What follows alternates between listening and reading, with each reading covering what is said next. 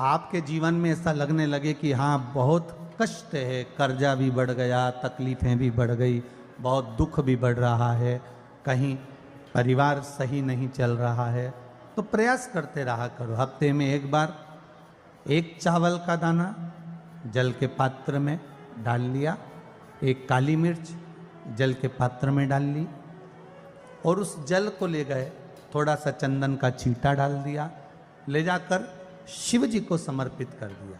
शंकर को जल चढ़ाने के लिए 5 स्थान हैं जहां शिव को जल चढ़ाया जाता है और शंकर उस जल को स्वीकार करते हैं, जिसको पंचगंगा कहा गया। 5 स्थान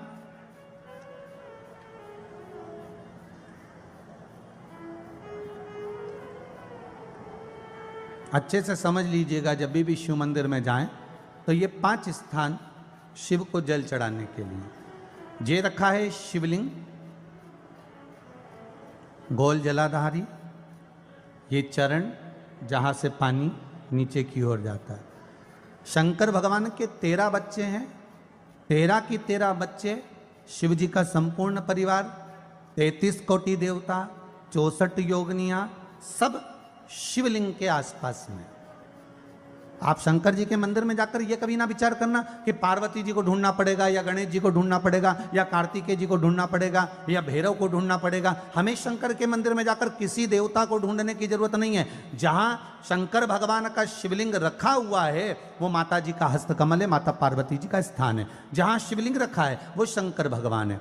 जहां जलाधारी है उस जलाधारी के पास में जहां पानी बहता है बीच में अशोक सुंदरी का स्थान है। जहां से पानी बह रहा है उसका राइट भाग वहां गणेश जी का स्थान है, लेफ्ट भाग कार्तिकेय जी का स्थान है। शंकर भगवान के ऊपर जो जल गिर रहा है वो शंकर भगवान की 5 लड़कियां, जया, विषहरा, शामली बारी, दौतली, देव, ये शंकर जी की 5 बेटियां ऊपर हैं। जहां से पानी बहकर उस निकासी से, जहां नाली बनी रहती है, पानी जहां से निकलकर बाहर मंदिर के जा रहा है वो 33 कोटि देवताओं का स्थान है। इसलिए सारे मंदिरों की परिक्रमा हो सकती है पर शंकर जी के मंदिर की परिक्रमा नहीं करते, क्योंकि वो जल जो जा रहा है वो 33 कोटि देवताओं का स्थान है, उसको हम लांघ नहीं सकते। वो स्थान जल चढ़ाते समय आप इसका स्मरण रखें।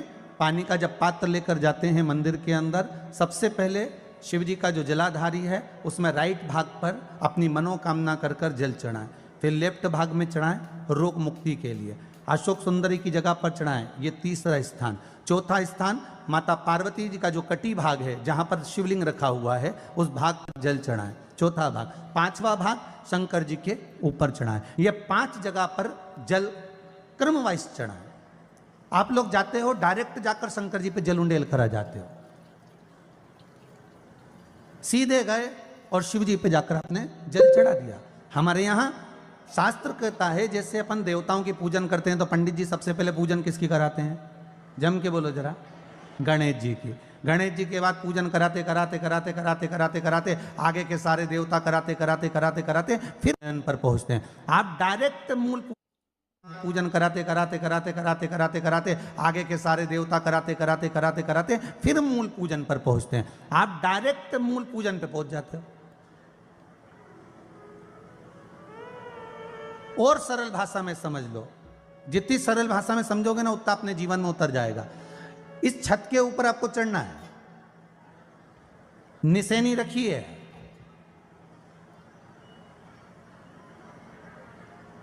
पाए लगे हुए हैं, आप कैसे चढ़ोगे?